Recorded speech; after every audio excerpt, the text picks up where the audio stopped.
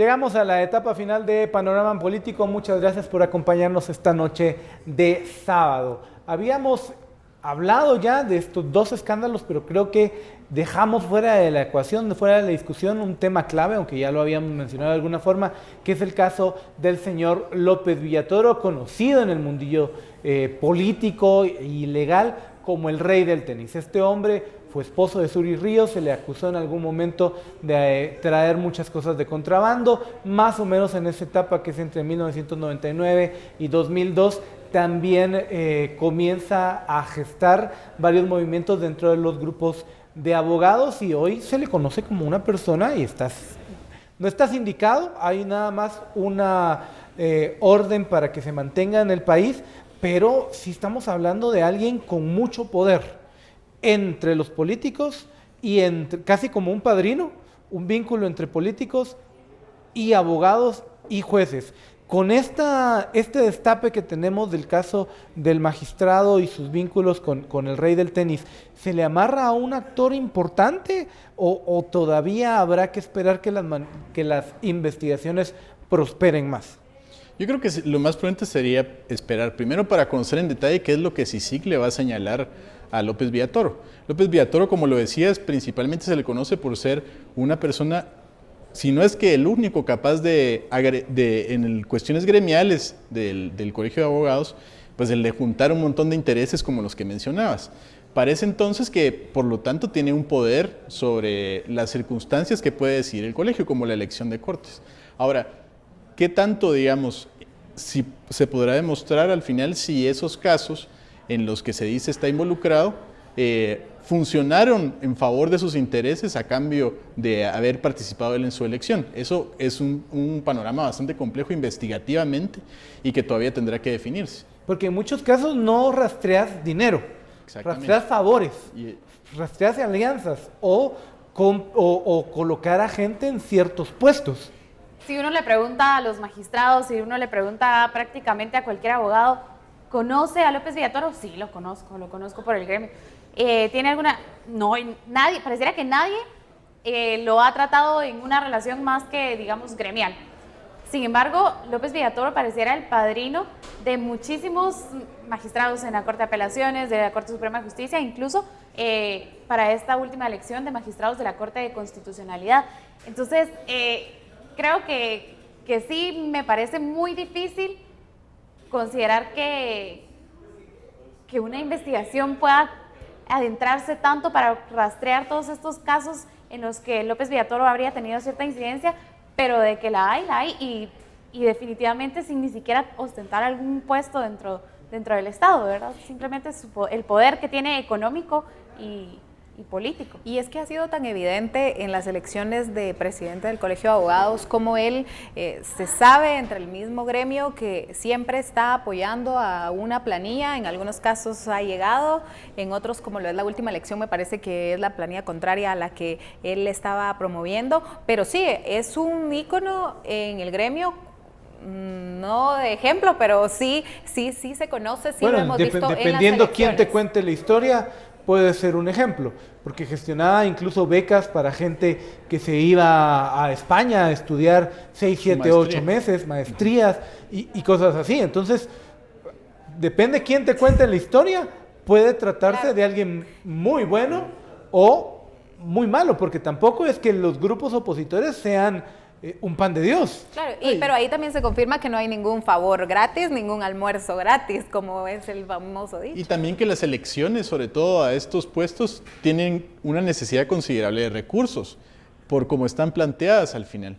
Entonces, sabemos que también tenemos frente a nosotros que si controlas el gremio de abogados, vas a tener acceso a un montón de puestos de poder, desde comisiones de postulación, desde la misma Corte de Constitucionalidad, desde posiciones donde el Colegio de Abogados puede elegir a personas que van a fungir como representantes del gremio. Y hablando precisamente del poder que se tiene desde el Colegio de Abogados, digamos, dentro de la propuesta de reforma constitucional al sector justicia que se planteaba, uno de los aspectos bastante polémicos era precisamente esto, que el Colegio de Abogados quedara excluido, por ejemplo, de la elección de magistrados a la Corte de Constitucionalidad, conociendo la alta cuota de poder que se tiene en el caso, por ejemplo, de López Villatoro. y la incidencia que tienen un montón de abogados, definitivamente que este tipo de cuestiones dentro de la reforma es algo a lo que se oponen rotundamente porque no les conviene, sería prácticamente cortarles esa línea de poder directo que tendrían hacia la justicia. Y también lo hemos visto de parte de las universidades, que ya la Universidad de San Carlos abiertamente dijo que no apoyaban esta reforma porque se le quitaba esta cuota de acceso a las comisiones de postulación. Y estos son los grupos, son los gremios que estarían oponiéndose a una reforma que en este momento no sabemos cuál va a ser el camino que retomará, aunque ya en la calle se está pidiendo una reforma constitucional. Vienen dos o tres momentos claves, que en muy corto, uno en mayor y largo plazo, pero primero se viene la elección de la Junta Directiva del Colegio de Abogados, que va a ser, si no estoy mal, en febrero, sí, vos sabrás mejor. Y ahí ya comienza ya una competencia y el flujo de dinero para eso, que pareciera una... millones de quetzales en el Colegio de Abogados se maneja, justamente esta semana leía un... ¿500 millones de quetzales? ¿No serán 5 o 50? En los fondos. En los fondos del Colegio. El Colegio de Abogados al final, digamos, tiene ese botín por el que es importante también, porque ahí están las prestaciones de todos los abogados y demás profesionales agremiados. Entonces es complicado porque no es muy transparente la forma en que esos fondos se manejan. Por eso es que se invierte una buena cantidad en campaña. Por supuesto. Y ahí no hay TSE que regule, no hay nuevas normas electorales. El otro gran tema que se viene cerca es el de la discusión de nuevo en el Congreso de la elección de la reforma constitucional. Estas dos cosas las mezclo con una tercera que, si no estoy mal, el año que viene. Ya la discusión de algunos puestos en materia de justicia. El primero, si no estoy mal, es el de la nueva fiscal general. Sí.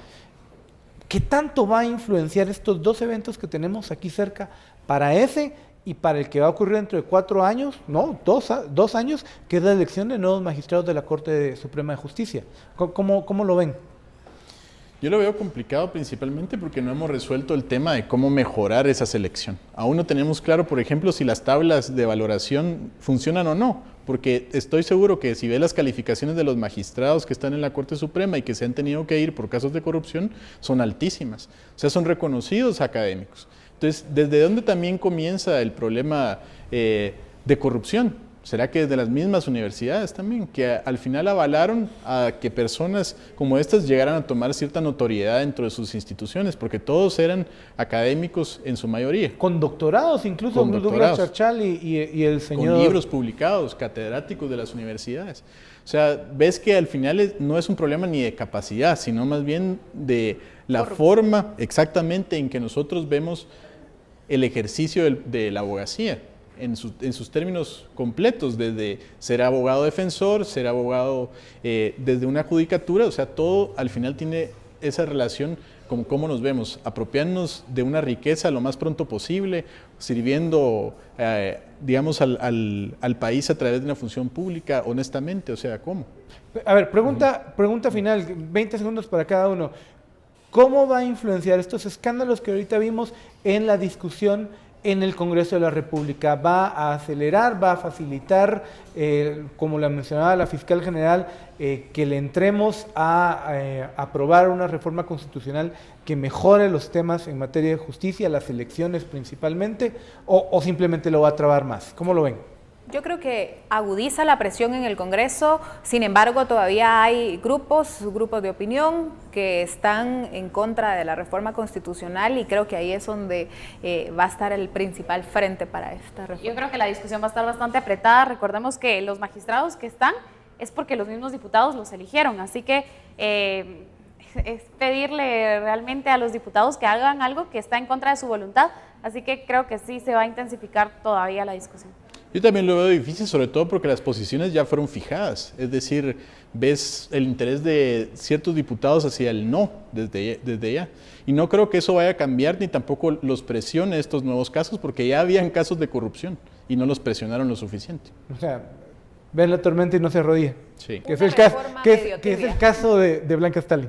Bien. Julio, Lourdes, Carolina, muchísimas gracias por acompañarnos en esta discusión. A usted también, muchísimas gracias por acompañarnos en Panorama Político. Le esperamos, como siempre, todos los sábados, ya en este nuevo horario de las 8:30 de la noche. Y recuerde, mañana nuestro director Haroldo Sánchez con toda la información a partir de las 7:30 de la noche en nuestra emisión dominical. Que tenga una muy feliz noche.